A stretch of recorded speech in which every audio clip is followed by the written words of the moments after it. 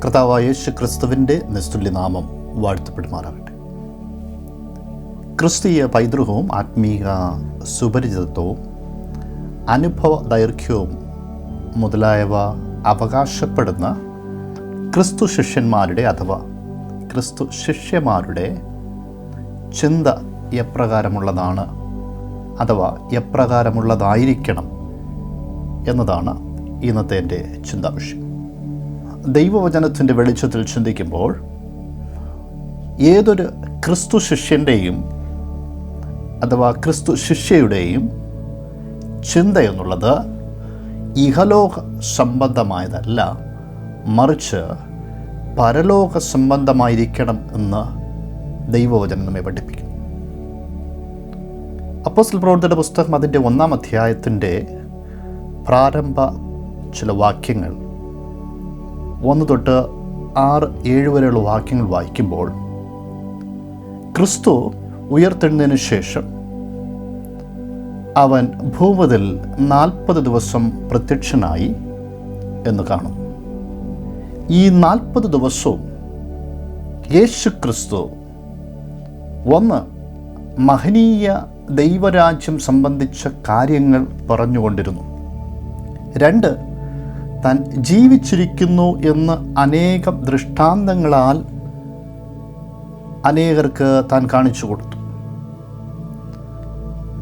പുനരുത്ഥാന സന്ദേശത്തിൻ്റെ കാതൽ ആണല്ലോ ക്രിസ്തു ജീവിച്ചിരിക്കുന്നു എന്നത്. ആ മഹനീയ സന്ദേശത്തെ വാസ്തവത്തെ യേശു 40 ദിവസം വെളിപ്പെടുത്തിക്കൊണ്ടിരുന്നു. മഹനീയമായ ദൈവരാജ്യത്തെ സംബന്ധിക്കുന്ന അഥവാ പരലോകത്തെ സംബന്ധിക്കുന്ന വസ്തുതകളെ യേശു കർത്താവ് വെളിപ്പെടുത്തിക്കൊണ്ടിരുന്നു. കൂടാതെ 3-ാമതായി പരിശുദ്ധാത്മാവെന്ന വാഗ്ദത്തത്തിൻ്റെ ഉറപ്പും യേശു കർത്താവ് നൽകി. 1-ാം അധ്യായത്തിൻ്റെ 4-ാമത്തെ വാക്യം വായിക്കുമ്പോൾ, നിങ്ങൾ യെരൂശലേം വിട്ട് വാങ്ങിപ്പോകാതെ എന്നോട് കേട്ട പിതാവിൻ്റെ വാഗ്ദത്തത്തിനായി കാത്തിരിക്കണമെന്ന് നമ്മൾ വായിക്കും. യേശു കർത്താവ് ഇപ്പോൾ തൻ്റെ പുനരുത്ഥാനാനന്തരവും വെളിവാക്കിക്കൊണ്ടിരിക്കുന്ന സ്പഷ്ടമാക്കിക്കൊണ്ടിരിക്കുന്ന പരലോക സംബന്ധമായ വസ്തുതകൾ അല്ല ശിഷ്യന്മാർക്ക് പ്രധാനമായിരുന്നത്, മറിച്ച് ഇഹലോക സംബന്ധമായ വസ്തുതകളെന്ന് മനസ്സിലാക്കാൻ കഴിയും. അപ്പോസ്തല പ്രവൃത്തിയുടെ പുസ്തകം അതിൻ്റെ 1-ാം അധ്യായം 6-ാം വാക്യത്തിൽ ഇപ്രകാരം വായിക്കുന്നു, ഒരുമിച്ച് കൂടിയിരുന്നപ്പോൾ അവർ അവനോട്, കർത്താവേ, നീ ഇസ്രായേലിന് ഈ കാലത്തിലോ രാജ്യം യഥാസ്ഥാനത്താക്കി കൊടുക്കുന്നതെന്ന് ചോദിച്ചു. അവർ യേശു പരലോക സംബന്ധമായ കാര്യങ്ങൾ, ദൈവരാജ്യ സംബന്ധമായ കാര്യത്തെക്കുറിച്ച്, നിത്യമായ രാജ്യത്തെക്കുറിച്ച് സാക്ഷിക്കുമ്പോൾ, വെളിപ്പെടുത്തിക്കൊണ്ടിരിക്കുമ്പോൾ ശിഷ്യന്മാർ ഈ കാലത്തിലെ ഐഹികമായ ഒരു ലോകത്തെയാണ് കാക്ഷിക്കുന്നതെന്ന് ഇവിടെ മനസ്സിലാക്കാൻ കഴിയും. ശിഷ്യന്മാരുടെ ചിന്ത ഇഹലോകപരമായിരുന്നു, പരലോകപരമായിരുന്നില്ല. ചോദ്യം ഇതാണ്, യേശുക്രിസ്തുവിൻ്റെ ശിഷ്യന്മാർ അഥവാ ശിഷ്യന്മാർ എന്ന് അവകാശപ്പെടുന്നവർ എന്തിനെ കുറിച്ചാണ് ചിന്തയുള്ളവരായിരിക്കുന്നത്?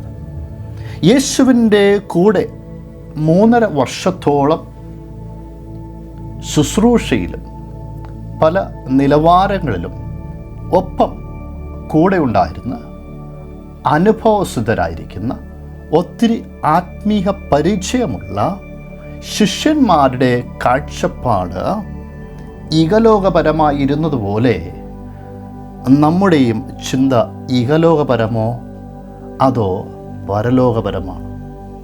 എന്താണ് നമുക്ക് പ്രാധാന്യമായിരിക്കുന്നത്? ഇഹലോകമാണോ, ഇഹലോകത്തിലെ വസ്തുതകളാണോ, ഇഹലോകത്തിലെ സുഖങ്ങളാണോ, ഇഹലോകത്തിലെ എന്തെങ്കിലും നേട്ടങ്ങളാണോ, അതോ നിത്യമായ പരലോകമാണോ?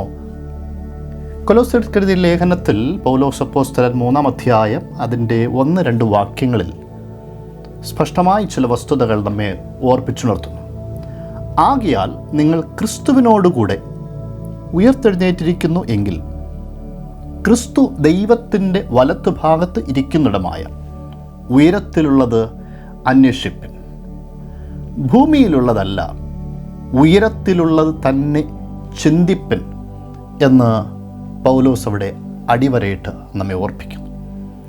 അവിടെ ചിന്തിക്കേണ്ട വസ്തുത, ക്രിസ്തുവിനോടുകൂടെ ഉയർത്തെഴുന്നേറ്റിരിക്കുന്ന വ്യക്തിക്ക് പരമപ്രധാനമായിട്ട് ചിന്തിപ്പാനും അന്വേഷിപ്പാനും ഉള്ളത് ഇഹലോകപരമായ ഒന്നല്ല, മറിച്ച് ഉയരത്തിലുള്ളത് അഥവാ പരലോകപരമായ വസ്തുതകളാണ്. ഭൂമിയിലുള്ളതല്ല, ഉയരത്തിലുള്ളത് തന്നെ ചിന്തിപ്പിൻ. ഭൂമിയും അതിൻ്റെ മോഹങ്ങളും എല്ലാം അഴിഞ്ഞു പോകും.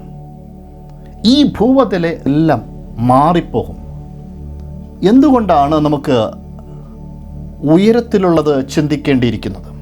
ഒന്നാമതായി, ഇഹലോക സംബന്ധമായത് ജഡത്തിൻ്റെ ചിന്തയാണ് എന്നതിനാലാണ് ഇഹലോകത്തെക്കുറിച്ചല്ല, മറിച്ച് പരലോകത്തെക്കുറിച്ച് നമുക്ക് ചിന്തയുണ്ടായിരിക്കണം.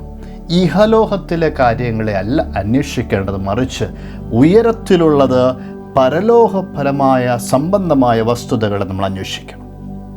റോമർക്കെഴുതിയ ലേഖനം അതിൻ്റെ 8-ാം അധ്യായം 6-7 വാക്യങ്ങളിൽ ജഡത്തിൻ്റെ ചിന്ത മരണം, ആത്മാവിൻ്റെ ചിന്തയോ ജീവനും സമാധാനവും തന്നെ. ജഡത്തിൻ്റെ ചിന്ത ദൈവത്തോട് ശത്രുത്വമാകുന്നു.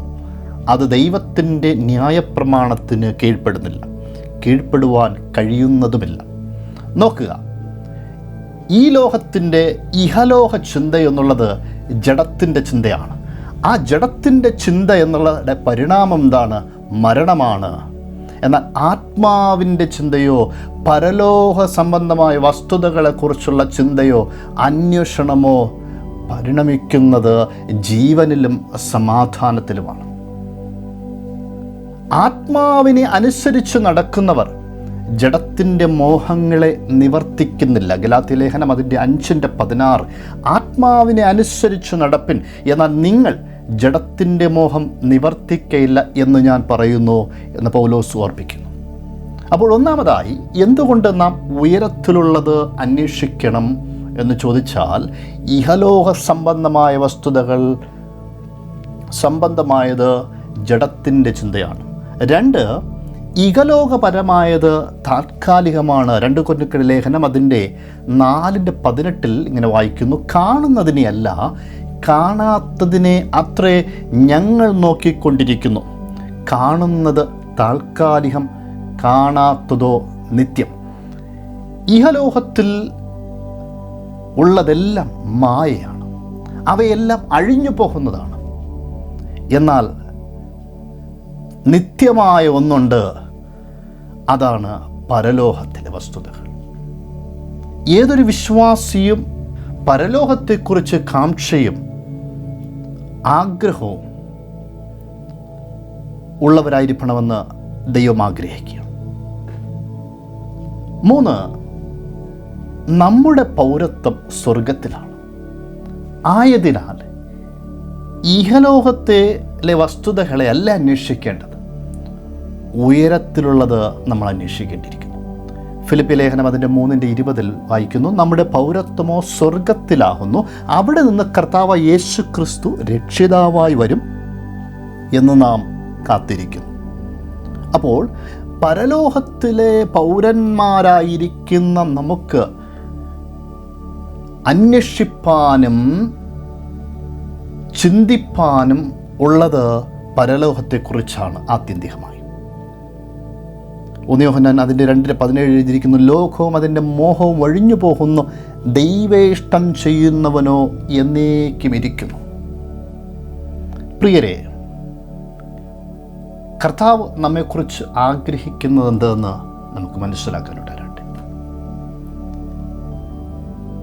ഇഹലോകപരമായതാണോ അതോ പരലോകപരമായതാണോ നിത്യമായത്, വിലയേറിയത്, പ്രാധാന്യമെന്നത് നമുക്ക് ചിന്തിപ്പാനിട വരട്ടെ.